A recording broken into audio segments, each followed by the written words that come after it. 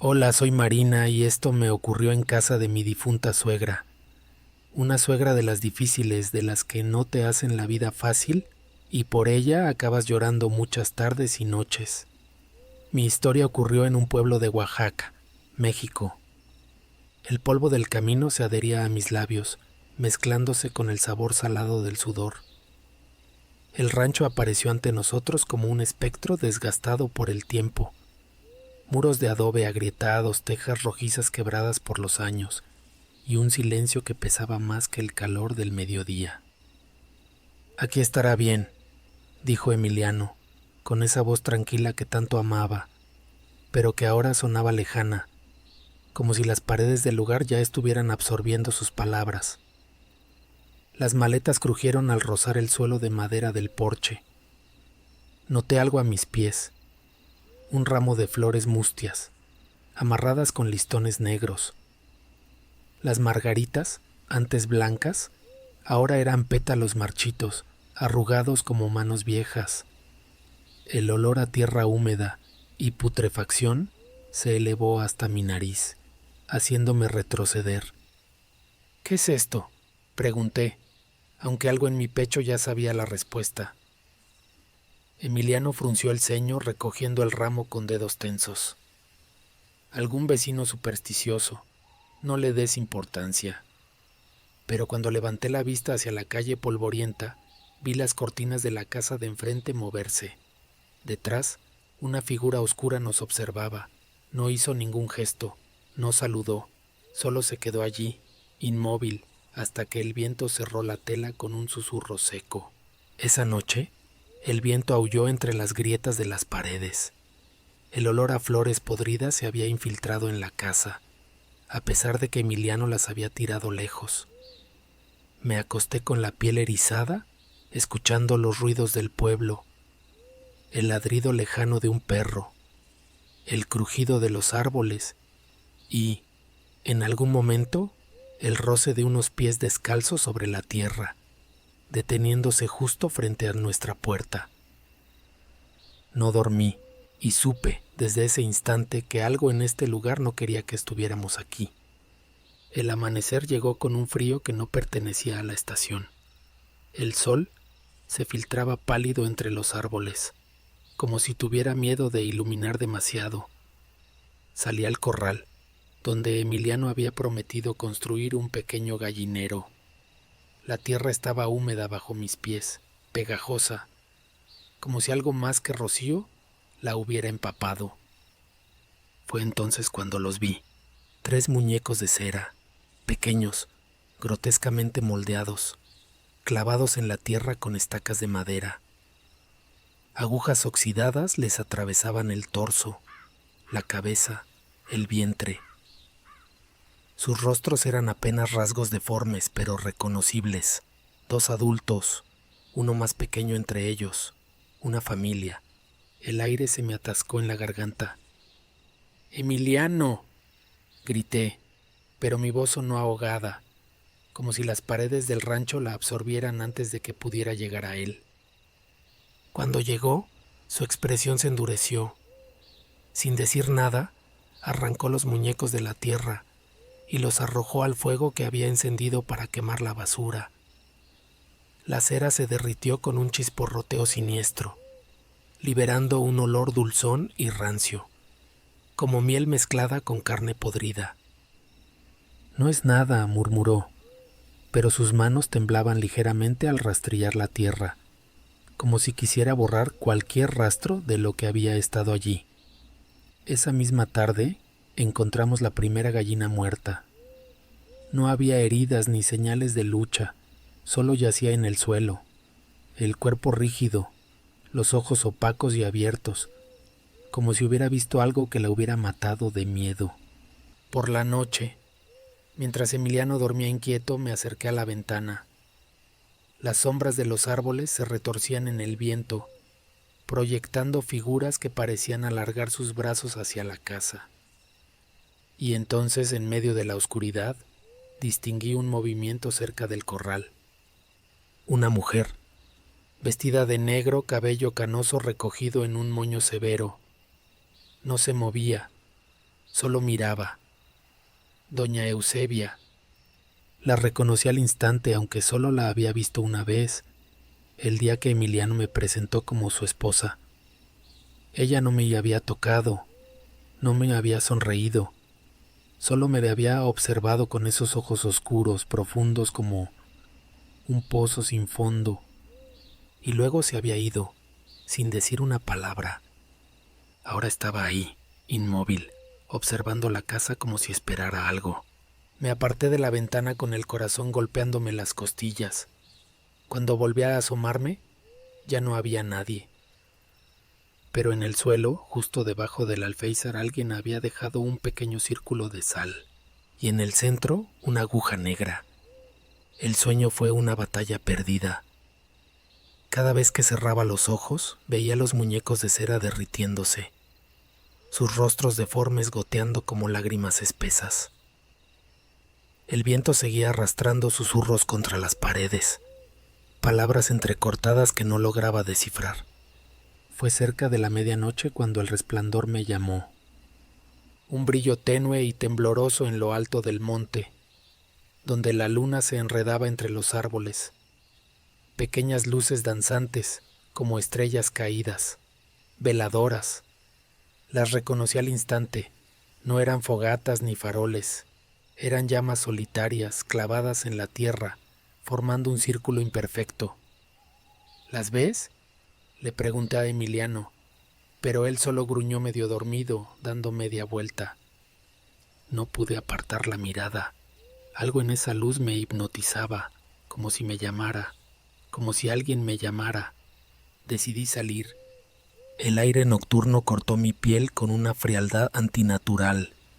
No era el frío del amanecer, sino algo más hondo, como si el mismísimo monte exhalara su aliento podrido sobre mí. Pisé con cuidado, evitando hacer ruido, pero cada rama seca crujía bajo mis pies como un hueso quebrado. Las luces no parpadeaban, no como deberían, no como el fuego normal. Quemaban demasiado quietas, y entonces lo entendí. No eran veladoras normales, eran veladoras negras, las que se usan para los muertos. Un escalofrío me recorrió la espalda cuando distinguí, entre la maleza, figuras arrodilladas alrededor del círculo, siluetas oscuras, cabizbajas, murmurando algo que el viento no me dejaba escuchar. Rezos. Pero no rezos santos, eran palabras guturales, arrastradas, como si salieran de gargantas que ya no tenían lengua. Retrocedí, tropezando con una raíz. El sonido fue suficiente. Las figuras se detuvieron, y una a una voltearon a verme. No esperé a distinguir sus rostros. Corrí. El camino de regreso pareció alargarse, como si el monte mismo se estirara para retenerme. Cuando por fin llegué a la puerta, jadeando, algo en el umbral me detuvo. Mi nombre, escrito en ceniza, y justo al lado, enterrado a medias en la tierra, un hueso largo y amarillento, fémur, de humano. Dentro de la casa, Emiliano gritó en sueños. ¡Madre, no! Cuando entré, lo encontré sudando, retorciéndose, con los ojos abiertos pero sin verme. «Sangra. Por favor, deja de sangrar», murmuraba entre dientes apretados. Y en el espejo del dormitorio, por un segundo, creí ver el reflejo de una mujer detrás de mí, con los ojos llorando rojo. Los días siguientes fueron una niebla. Emiliano se negaba a hablar de su pesadilla, pero cada noche volvía a gritar, a retorcerse, repitiendo las mismas palabras. «No te lleves a nadie más». Las veladoras en el monte seguían encendidas. Nunca se apagaban, ni con el viento, ni con la lluvia. Y cada madrugada encontraba algo nuevo frente a la casa. Un puñado de tierra negra amontonada, un mechón de cabello gris atado con un hilo rojo, un plato con comida fría y salada que ningún animal se atrevía a tocar. Pero lo peor eran los rezos. No venían del monte, venían de dentro de la casa, un murmullo bajo, casi imperceptible, que surgía en los rincones más oscuros cuando creía estar sola. Voces de mujer, entrelazadas, como si varias personas susurraran al mismo tiempo.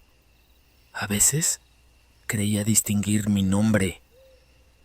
Una noche no pude soportarlo más. Siguiendo el sonido, salí descalza, sintiendo el frío de las losas bajo mis pies. El murmullo me guió más allá del corral, hacia un sendero que no recordaba haber visto antes, cubierto de maleza y flores marchitas. Al final, una estructura se alzaba entre los árboles, una capilla abandonada, su cruz torcida, su techo hundido por el tiempo. El rezo era más fuerte aquí, y olía a copal, ese incienso espeso que se usa para limpiar lo impuro. Mis manos temblaron al empujar la puerta, que crujió como un lamento. Dentro la oscuridad era casi absoluta, salvo por un tenue resplandor cerca del altar. Una figura estaba arrodillada, una mujer, vestida de luto, su espalda encorvada, meciéndose levemente al ritmo de sus palabras. No me vio entrar, o no le importó. El rezo era ahora claro, pero las palabras no eran en español. Eran algo más viejo, más profundo, algo que no debería ser dicho. Encendí mi linterna. La luz cortó la penumbra revelando el altar. Veladoras negras, fotos descoloridas, un muñeco de trapo con agujas clavadas en el pecho. Y entonces, la figura se volteó, pero no había rostro, solo sombra, un vacío que se deshizo en el aire como humo dejando solo un eco de risa seca. En el lugar donde estuvo arrodillada, había algo nuevo, una muñeca de cera, vestida con un trapo que reconocí al instante. Era el delantal que usaba yo en la cocina. Y en su pecho, clavada con una aguja oxidada, una foto mía. Grité, y en ese momento mi teléfono sonó. Era la vecina, su voz quebrada por el pánico. Mariana, tienes que regresar. Acaban de avisar. Un silencio. Doña Eusebia lleva 3 semanas muerta. El mundo perdió sentido por un momento. 3 semanas. Eso significaba que Eusebia había muerto antes de que llegáramos al pueblo, antes de que encontráramos los muñecos de cera, antes de que las veladoras aparecieran en el monte. Entonces, ¿quién había estado frente al corral aquella noche?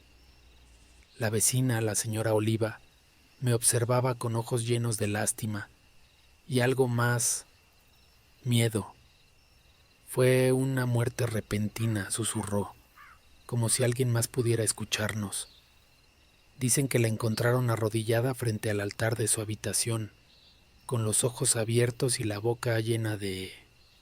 Hizo una pausa, tragando saliva. Tierra, tierra negra, como la del Camposanto. Me estremecí. ¿Y por qué nadie nos dijo nada? La mujer bajó la voz aún más. Porque Emiliano no quiso. Dijo que no era necesario preocuparte, que ya bastante tenías con la mudanza, pero... Sus dedos se retorcieron en el delantal. Algo no la deja irse. El sol de la tarde se filtraba por la ventana, pero no calentaba. Un olor a humedad y hierbas amargas flotaba en el aire, como si las paredes de la casa hubieran absorbido los rezos de alguien que ya no estaba. ¿Qué quiere?, pregunté, aunque una parte de mí ya sabía la respuesta. La señora Oliva miró hacia la puerta, asegurándose de que Emiliano no estuviera cerca. Eusebia aprendió cosas que no deberían saberse. De joven fue aprendiz de Aurelia, la curandera, pero Aurelia no solo curaba, también ataba espíritus. Y hay un rezo, su voz se quebró, el rezo de los muertos, para que alguien que se va no se vaya del todo. Sentí un frío repentino, como si alguien hubiera pasado un dedo helado por mi nuca. ¿Y por qué haría eso? La mujer no respondió, solo me miró con tristeza. Pero no hacía falta que lo dijera, no me quería aquí, no me quería con su hijo. Esa noche, mientras Emiliano dormía o fingía dormir, me quedé mirando el espejo del baño, lavándome la cara con agua fría para alejar el miedo. Cuando levanté la vista, ella estaba detrás de mí, no como la había visto antes. Ahora su rostro estaba pálido, descompuesto, los labios cosidos con hilo negro, los ojos desorbitados, inyectados en sangre. Y en el reflejo, sus manos, sólidas, reales, se alzaron hacia mi cuello. Grité y me volteé de golpe. No había nadie, pero en el espejo, empañado por mi aliento, unas letras aparecieron como si alguien las hubiera escrito con un dedo. Él es mío. Y entonces entendí. Esto no era solo un rechazo, era una maldición. Y si no hacía algo pronto, yo sería la siguiente en arrodillarme con la boca llena de tierra. El camino al cementerio olía a ozono y hierba quemada. La tormenta de la noche anterior había dejado charcos como espejos rotos en la tierra, reflejando un cielo demasiado gris para ser mediodía. El sepulturero, un hombre encorvado con uñas negras de tanto cavar, no quiso mirarme a los ojos cuando pregunté por la tumba de Eusebia. No debería estar aquí, murmuró, escupiendo al suelo. Esa sepultura no es lugar para vivos. Pero yo ya no tenía miedo, o quizá ya estaba demasiado asustada para sentir nada más. Muéstremela. El hombre gruñó, pero me guió entre cruces torcidas y lápidas carcomidas hasta un rincón apartado del camposanto. Allí, bajo un árbol cuyas raíces se retorcían como dedos huesudos, estaba la tumba. Y supe al instante que algo estaba mal. La tierra no estaba plana, se elevaba en un montículo irregular, como si algo debajo hubiera respirando, empujando desde el subsuelo, pero lo peor era lo que la cubría, cera negra derramada en gruesas capas sobre la lápida, sellando los bordes. Tierra mezclada con sal esparcida en círculos concéntricos, ramas de ruda fresca clavadas alrededor, sus hojas verdes a pesar de no tener raíces. El sepulturero se persignó. No la enterramos para descansar, confesó en un susurro rasposo. La enterramos para vigilar, pero ella no quiere estar bajo tierra. Una gota fría me resbaló por la nuca. No era lluvia. Cuando el hombre se alejó, me arrodillé y rasqué la cera con las uñas. El olor a podrido se intensificó, a carne rancia y flores marchitas. Bajo la losa, algo crujió, como unas manos arañando madera. Con un gemido, la piedra cedió lo suficiente para que viera dentro. El ataúd estaba abierto, y no estaba vacío, pero tampoco contenía un cadáver. Dentro, rodeada de velas apagadas y fotos amarillentas de Emiliano, había una muñeca de trapo con mi rostro. Los ojos eran botones negros, pero la boca estaba cosida con el mismo hilo grueso que había visto en el reflejo de Eusebia. Y en su pecho, clavado con una aguja oxidada, un trozo de papel donde reconocí la letra de mi esposo. Para siempre tuyo. El aire se volvió de repente gélido, y desde las profundidades de la tumba empezó a salir un rezo, no en español, no en voz humana. Era un sonsonete gutural, como si la tierra misma lo estuviera vomitando. Corrí. Pero esa noche, al despertar sobresaltada, encontré la cama vacía. Y a través de la ventana vi a Emiliano de rodillas frente al corral, hablando con algo que salía de la tierra, algo con manos de cera que le acariciaban el rostro. El amanecer encontró a Emiliano durmiendo en la cocina, cubierto de tierra negra hasta los codos, los labios agrietados como si hubiera estado murmurando durante horas. No recordaba nada, pero yo sí. Había visto cómo le hablaba a la tierra, cómo le sonreía, como si escuchara una voz que solo él podía oír. La partera del pueblo, una mujer tan vieja que parecía hecha de raíces secas, Me recibió con un gesto que ya esperaba mi visita. Su choza olía a hierbas amargas y alcohol de caña. «Te está comiendo vivo», dijo sin preámbulos, moliendo algo pestilente en un mortero de piedra. «Primero los sueños, luego los pensamientos. Al final, hasta su respiración será la de ella». El miedo me heló los huesos. «¿Cómo lo detengo?». La mujer me miró con sus ojos velados por cataratas. «Hay un rezo inverso, pero es peligroso». Encendió una vela amarilla. La llama no titiló, aunque el viento entraba por las rendijas. «Necesitas agua de río que no haya visto la luna, flores frescas sin raíz». Y silencio absoluto. Sus dedos, nudosos como ramas, me entregaron un pequeño saco de lana negra. «Cuando empieces no podrás detenerte. No importa lo que veas, no importa lo que escuches. Si le respondes». No terminó la frase, no hacía falta. La noche del ritual, el pueblo parecía abandonado. Ni siquiera los perros ladraban. Preparé todo como me indicaron. Un círculo de sal mezclada con pétalos blancos. 3 velas formando un triángulo. El saco de la partera, que al abrirlo reveló una aguja de plata y un hilo hecho de cabellos entrelazados. Empecé a rezar. Las palabras salían torcidas de mi boca, pesadas, como si algo tratara de taparme la lengua. Y entonces la temperatura cayó. Primero fue un susurro, luego una risa. Finalmente, una mano surgió de la oscuridad más allá de las velas. No era una sombra, no era una ilusión, era Eusebia, pero ya no parecía humana. Su piel brillaba como cera derretida, sus ojos eran 2 pozos negros, y su boca, esa boca cocida, se abrió de pronto, rompiendo los hilos con un sonido a carne rasgada. «¿Crees que puedes quitármelo?». Su voz era el crujir de un ataúd abriéndose. «Él es sangre de mi sangre. Tú solo eres polvo en el viento». El rezo casi se quiebra en mis labios cuando sus dedos alargados rozaron el círculo de sal. La partera me había advertido: «No le hables, no la mires a los ojos».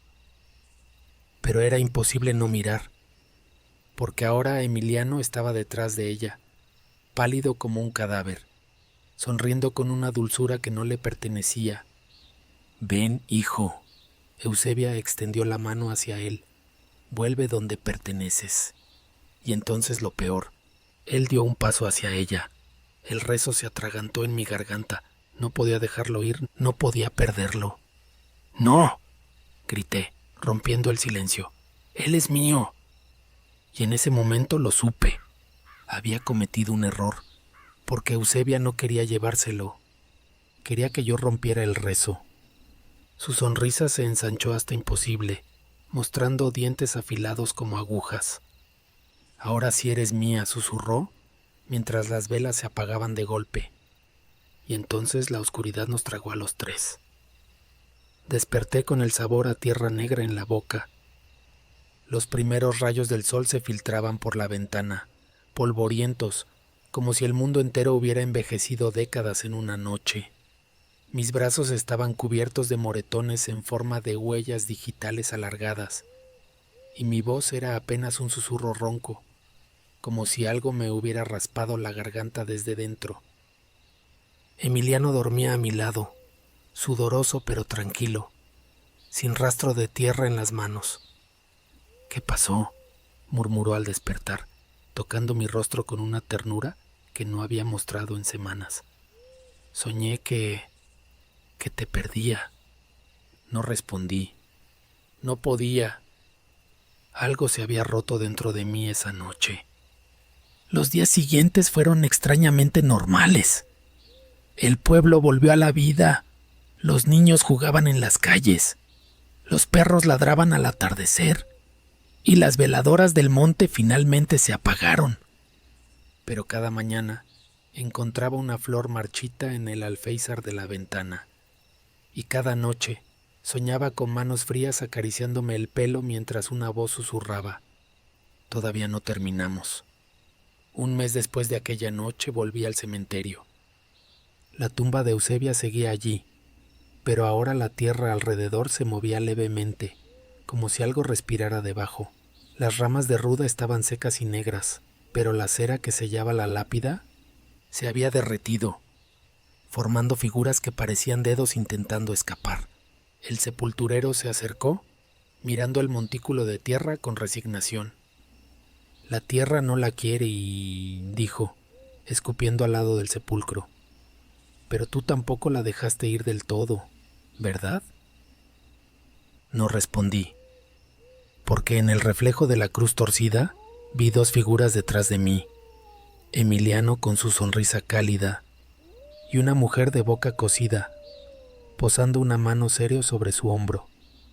Ahora, cada año cuando llega el Día de Muertos, alguien deja un ramo de flores marchitas en nuestra puerta. Y aunque Emiliano insiste en quemarlas, yo las guardo, porque una parte de mí sabe la verdad. Este no fue un final, fue un pacto. Y cuando llegue mi hora, ella vendrá a cobrar.